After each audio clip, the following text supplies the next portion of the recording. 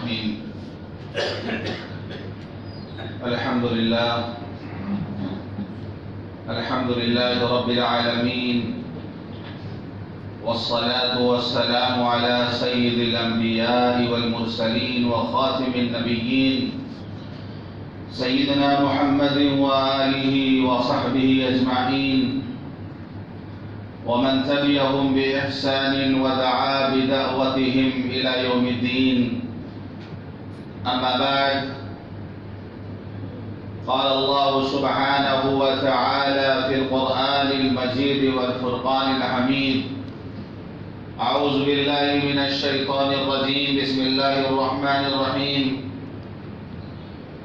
إن أول بيت وضع للناس للذي ببكة مباركا وهدى للعالمين فيه آيات بينات مقام إبراهيم ومن دخله كان آمنا. صدق الله العظيم. محترم بزرگوں، دوستوں اور دینی بھائیوں، جب سے یہ دنیا بنی نہ جانے کتنے گھر بنے اور بگڑے، کتنے مکانات تعمیر ہوئے اور اجڑے، کتنی عمارتیں بنی اور بوسیدہ ہوئیں، لیکن ایک گھر جسے کعبۃ اللہ کہا جاتا ہے، سال 2 سال نہیں، 100-200 سال نہیں، 1000-2000 سال نہیں، بلکہ جب سے دنیا بنی ہے اس وقت سے موجود ہے اور قیامت تک باقی رہے گا۔ اس دنیا میں کتنے انقلابات آئے، کتنی تبدیلیاں آئیں، اس روئے زمین پر کیسے زلزلے آئے، طوفان اور آندھیاں آئیں، لیکن وہ گھر اسی طرح موجود، بلکہ جس نے اس کو مٹانے کی کوشش کی وہ خود مٹ گیا، جس نے اسی طرف غلط نگاہ ڈالی وہ کیفر کردار تک پہنچا۔ اللہ فرماتا ہے کہ ان اول بیت وضع للناس للذی ببکۃ مبارکا وہدی للعالمین، کہ سب سے پہلا گھر جو بنایا گیا لوگوں کے لیے وہی ہے جو مکے میں ہے۔ حضرت آدم علیہ السلام جب اس دنیا میں تشریف لائے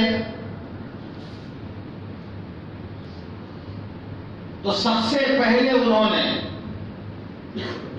بعض مفسرین کی رائے ہے کہ سب سے پہلے انہوں نے بیت اللہ کی تعمیر کی،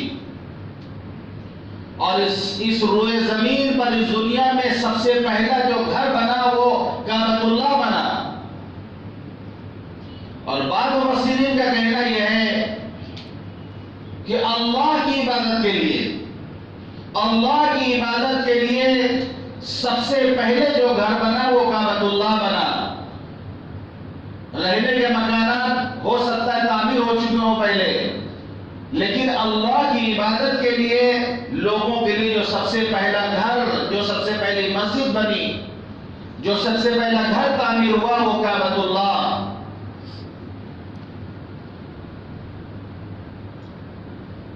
اللہ کے حکم سے فرشتوں نے آ کر نشاندہی کی اور حضرت آدم علیہ السلام نے کعبے کو تعمیر کیا، اللہ کے حکم سے کعبے کا طواف کیا۔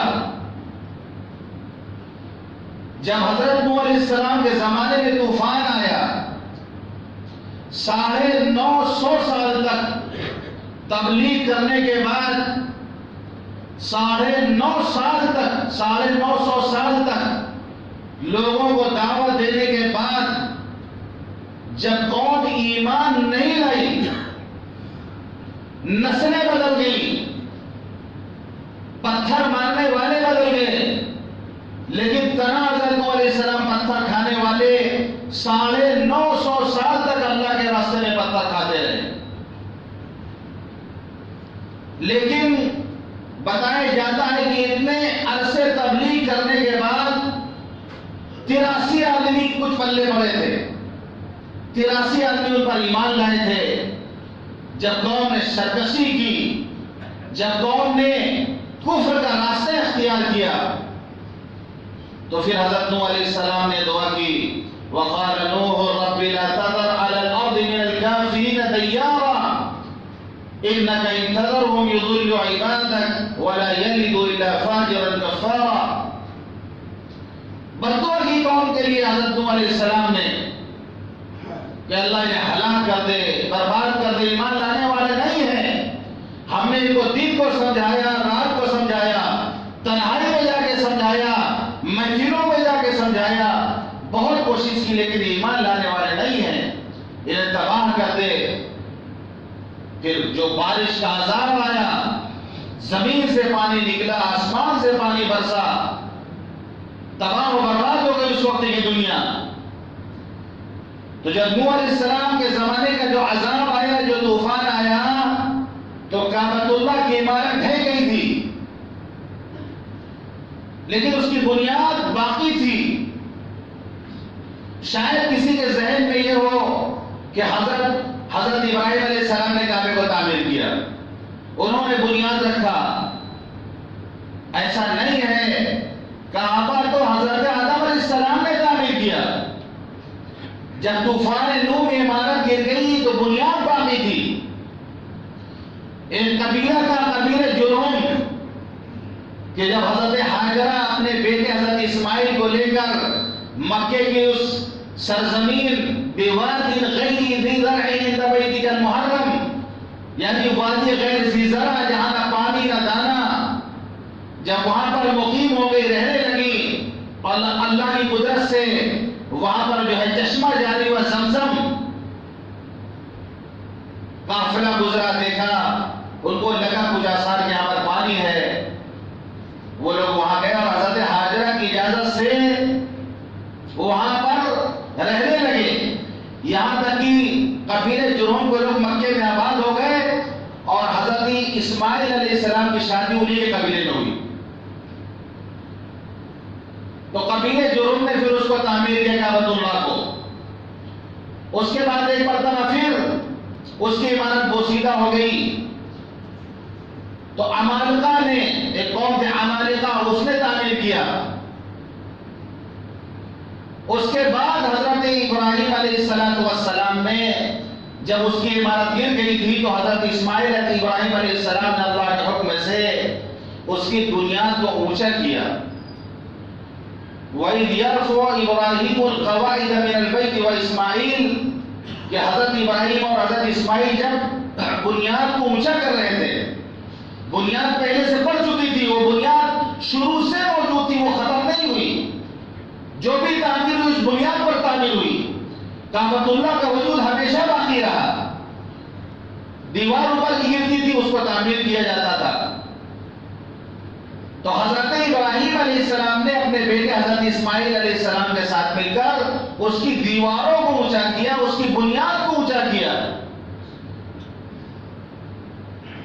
تو تعمیر سب سے پہلے بیت اللہ کی ہوئی زمین میں، سب سے پہلا گھر جو تعمیر ہوا وہ کعبۃ اللہ ہے، کہ اقبال نے کہا دنیا کے بت کدوں میں پہلا وہ گھر خدا کا، دنیا کے بت کدوں میں پہلا وہ گھر خدا کا، ہم اس کے پاسباں ہیں، وہ پاسباں ہمارا، اور توحید کی امانت سینوں میں ہے ہمارے، توحید کی امانت سینوں میں ہے ہمارے، آسان نہیں مٹانا نام و نشاں ہمارا۔ حضرت ابراہیم علیہ السلام نے اس کی بنیاد کو اونچا کیا، اور پھر وہ تعمیر چلی، اور زمان جاہلیت میں حضور پاک صلی اللہ علیہ وسلم کی ولادت کے بعد، نبوت سے پہلے، قریش نے کعبے کو تعمیر کرنا چاہا، عمارت بوسیدہ ہو گئی تھی، اس کو بنانا چاہا، اس کو تعمیر کرنا چاہا، تو چندہ کیا گیا. یہ شرط لگا دی گئی تھی.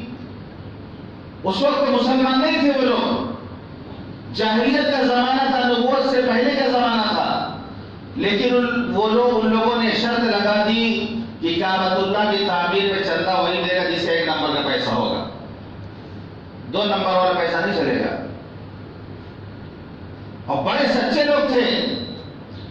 اللہ تعالیٰ نے حضور پاک صلی اللہ علیہ وسلم کو جزیرۃ العرب میں مکے میں اس لیے مبعوث فرمایا کہ ان کا دل بہت صاف تھا، بات کے بہت سچے، وعدے کے بہت پکے تھے. وہ جب تک حق بات سمجھ میں نہیں آتی تھی تو جنگ کرتے تھے، لیکن جس وقت حق سمجھ جاتے تھے تو اس کے سامنے جو ہے سر تسلیم خم کر دیا کرتے تھے، حیل حجت نہیں کرتے تھے، چو چرا نہیں کیا کرتے تھے، اس کو قبول کر لیتے تھے، اس کو سینے سے لگا لیتے تھے.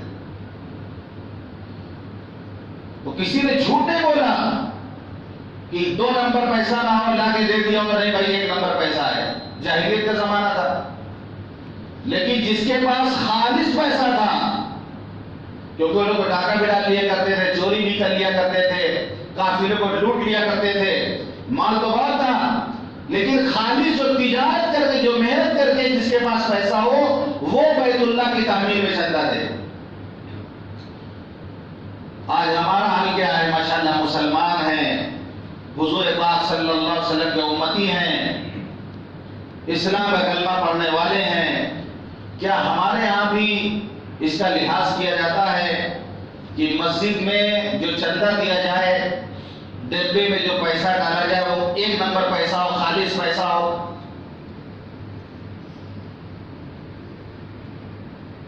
کیا اس کا اہتمام ہوتا ہے؟ یا جس کے جیب میں جیسا بھی پیسہ ہے وہ لا کر کے ڈال دے رہا اس میں؟ مسجد میں تعمیر ہو رہی، امام صاحب کو تنخواہ بھی مل رہی، مولوی صاحب تنخواہ بھی مل رہی، اسی پیسے سے ملاوٹ والا پیسہ. اب بیچارے جب وہی والا پیسہ امام مؤذن کھائیں گے، اب مسجد کی تعمیر اس پیسے سے ہوگی تو سب سے پہلی بات آپ کا دل نہیں لگے گا. مسجد کی تعمیر کا اثر پڑتا ہے مقتدیوں پر، اور مقتدیوں کے تقوی سے، مقتدیوں کے دیندار ہونے سے مسجد کی یعنی عزت میں اور مسجد کے مقام میں اضافہ ہوتا ہے. کہ مسجد قباء کی تعریف یہ کی گئی کہ لَمَسْجِدُ نُسِّسَ عَلَى التَّقْوَى مِنْ أَوَّلِ يَوْمٍ أَحَقُّ أَن تَقُومَ فِيهِ رِجَالٌ يُحِبُّونَ أَن يَتَطَهَّرُوا وَاللَّهُ يُحِبُّ الْمُطَهِّرِينَ. مسجد قباء کی اللہ تعریف کر رہا کہ سب سے پہلی جو مسجد تعمیر کی گئی مدینہ منورہ میں، اس کی بنیاد تقوی پر رکھی گئی، تقوی پر اس کی بنیاد رکھی گئی. اس میں ایسے مقتدی ہیں، ایسے نمازی ہیں، ایسے نماز پڑھنے والے ہیں جو پاکی کو پسند کرتے ہیں. یحبون ان یتطہروا، جو پاکی کو پسند کرتے ہیں، جو پاک صاف رہتے ہیں. واللہ یحب المطہرین، اور پاک صاف رہنے والوں کو اللہ پسند کرتا ہے. تو وہاں کے جو نمازی ہیں وہ پاک صاف رہتے ہیں. تو معلوم ہوا کہ مسجد کی تعریف اللہ نے کی مقتدیوں کے تقوی کی بنیاد پر، مقتدیوں کے طہارت اور نفاست کی بنیاد پر. تو جس مسجد کے مقتدی نیک ہوں، ان کا ظاہر بھی پاک و صاف ہو، ان کا باطن بھی تقوی سے مزین و پاک صاف ہو، تو وہاں پر جی لگے گا، وہاں پر نماز پڑھنے میں اچھا لگے گا، وہاں اللہ سے لو لگانے میں مزہ آئے گا. ورنہ پھر نیت باندھ کے آپ جو ہے مارکیٹ میں گھومیں گے، کھڑے مسجد میں رہیں گے، پوری نماز ہو جائے گی اور آپ مارکیٹ گھوم رہے ہوں گے. جیسا کہ آج ہم لوگ کا حال ہے. اس میں ایک بڑا دخل یہ بھی ہے کہ مسجد کی تعمیر میں اہتمام نہیں کیا جاتا کہ حلال ہے کہ حرام ہے پیسہ. بچوں کو پیسہ دے رہا، قبول کیا جا رہا، وہ چاہے 2 نمبر پیسہ ہو، چاہے وہ سود کا پیسہ دے رہا ہو یا جیسا پیسہ دے رہا ہو، خوبصورت بنانے کے لیے، اس کو ٹپ ٹاپ کرنے کے لیے، اسی نے اسلام میں مسجد کو سادہ بنانے کا حکم ہے۔ مسجد کے اندر سادگی ہو، لیکن ابھی تو مقابلہ، جیسا کہ میں نے پہلے بھی عرض کیا تھا کہ قیامت کی نشانی ہے، ان من اشراط الساعة ان يتباهى الناس في المساجد۔ قیامت کی نشانی یہ ہے کہ لوگ مسجدوں کے بارے میں مقابلہ کریں گے، مسجدوں کے بارے میں مقابلہ کریں گے۔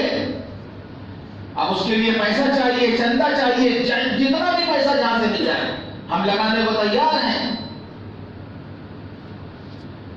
زمانے جاہلیت میں قریش نے اس کا اہتمام کیا تھا کہ حلال پیسہ چندہ جو دے سکتا ہے وہی دے، یہاں تک کہ لوگوں نے حلال پیسہ دیا تھا، صرف حلال پیسہ دیا تھا تو پیسہ اتنا کم جمع ہوا تھا کہ جو تعمیر حضرت ابراہیم علیہ السلام نے کی تھی وہ تعمیر اس پیسے میں مکمل نہیں ہو سکتی تھی۔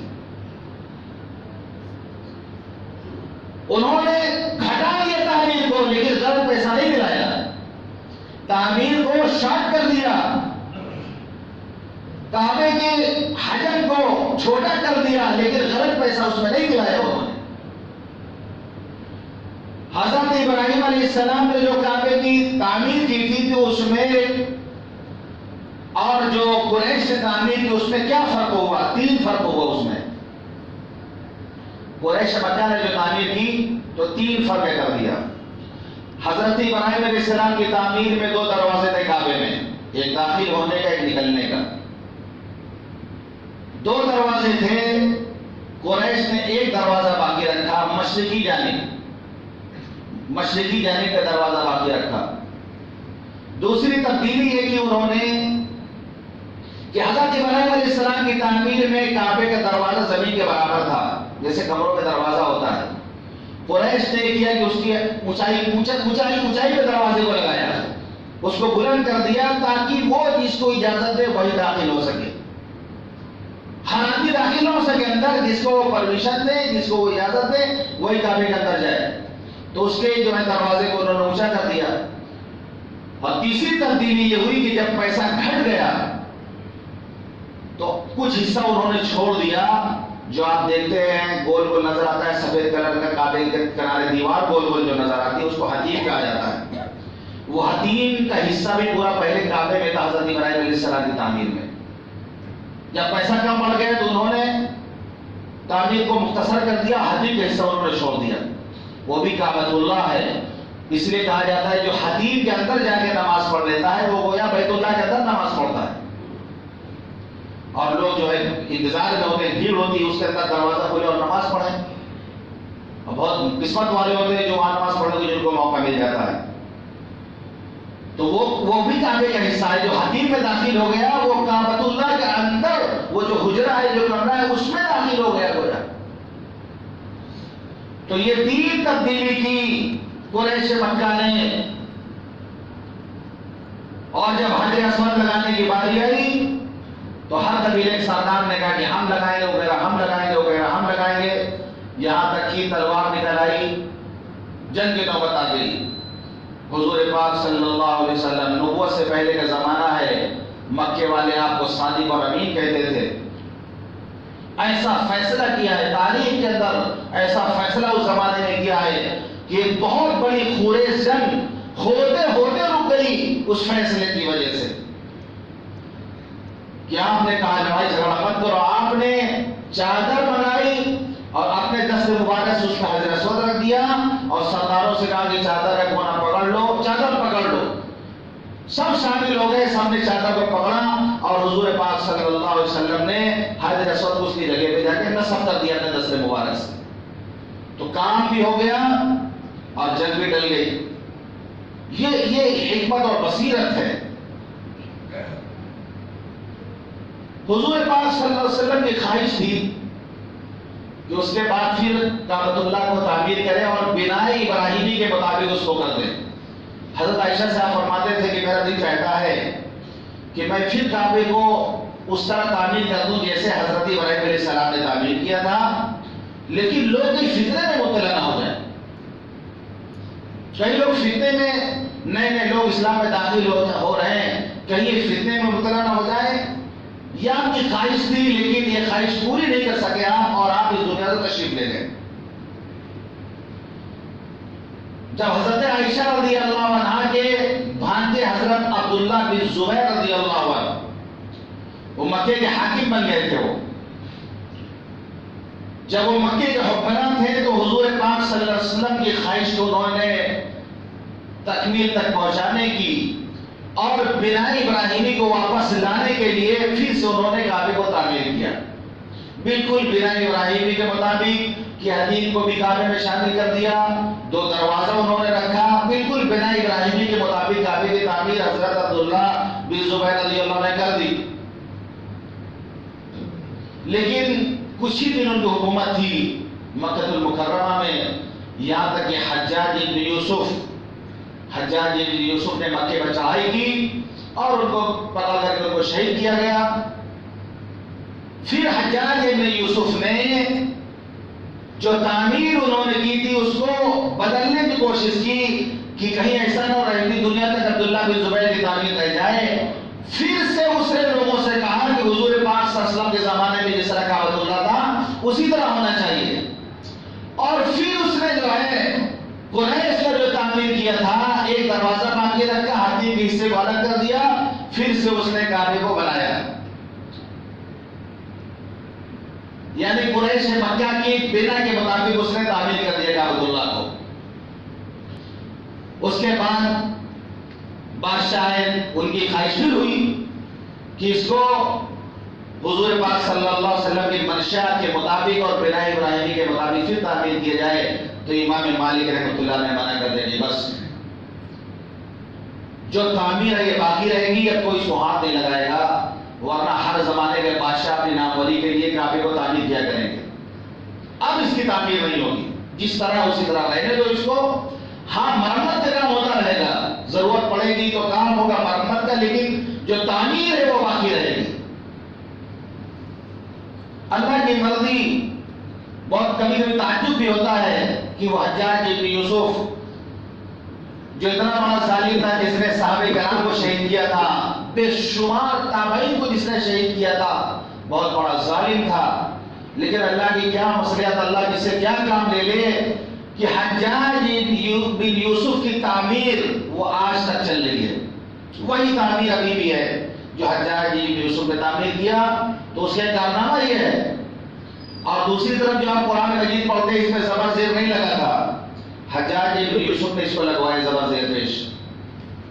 یہ دو بہت بڑا کارنامہ اس کا رہتی دنیا کے لیے۔ یہ اللہ کی مرضی، اللہ جب چاہے جس سے جو کام چاہے اللہ لے لے۔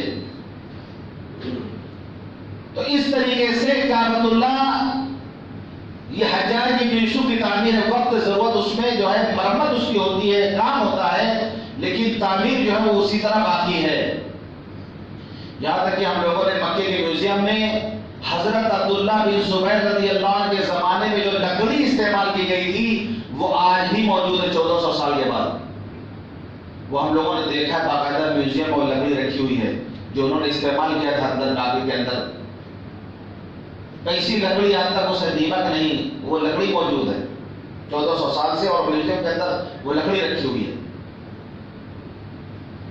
بہرحال تو سب سے پہلا گھر جو بنایا گیا اللہ کی عبادت کے لیے وہ کعبۃ اللہ ہے، جس کی بنیاد ہمیشہ باقی تھی، بس اس کی تعمیر کا کام ہوتا رہا۔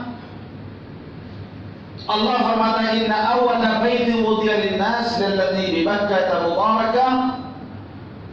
3 خصوصیت بتائی کہ سب سے پہلا جو گھر تعمیر ہوا وہ کعبۃ اللہ، پہلی خصوصیت۔ دوسری خصوصیت کی مبارکن، بابرکت ہے یہ گھر، برکت والا ہے، ظاہری برکت بھی معنوی برکت بھی۔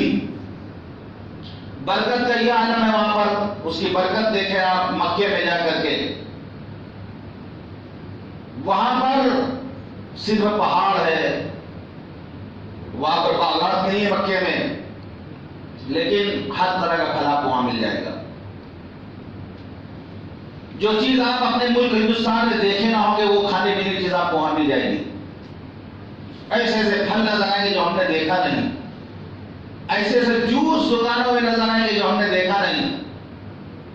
ہمارا تو لیتے مینگو مل جاتا ہے، سادہ والا مینگو، جس فلیور کا چاہیے آپ کو وہاں ملے گا، یا نہیں ملے گا آپ کو؟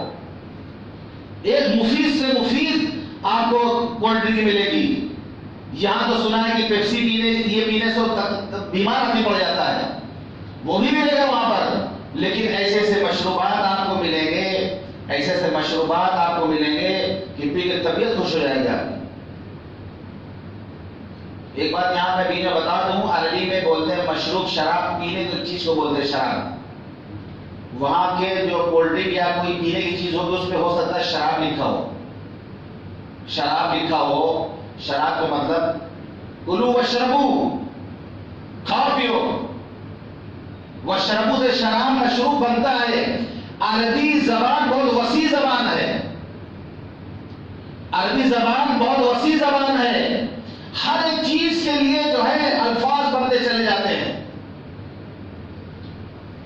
مثال کے طور پر تارا کے معنی آتے اڑنا،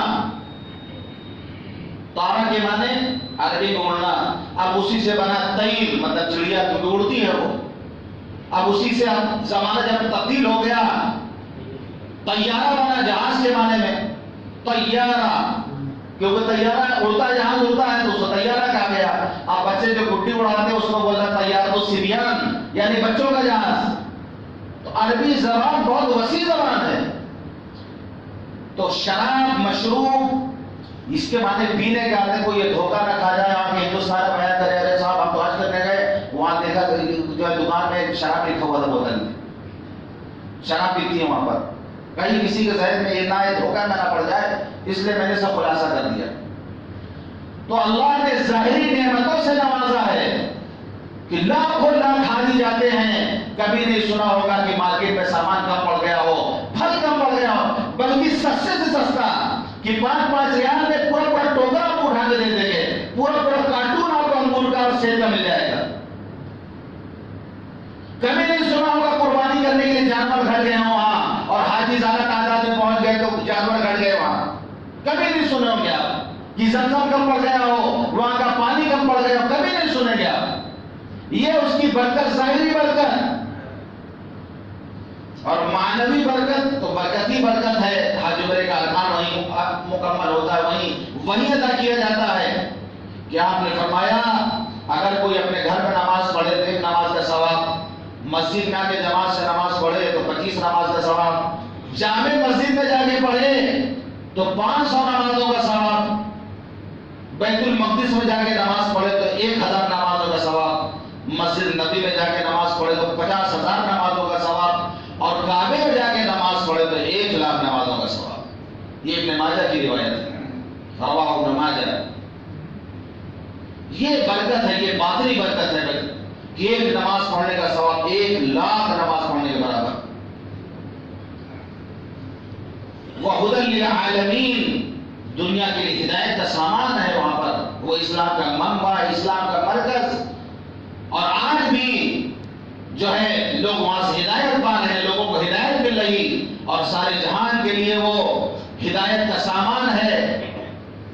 فِيهِ آيَاتٌ بَيِّنَاتٌ، اللہ کی نشانیاں ہیں اس میں، بہت سی نشانیاں، حجر اسود نشانی ہے، زمزم نشانی ہے، صفا مروہ نشانی ہے، مقام ابراہیم نشانی ہے کہ وہ پتھر جس پر حضرت ابراہیم علیہ السلام تعمیر کرتے تھے کھڑے ہو کے کعبے کو، وہ پتھر آج بھی موجود ہے۔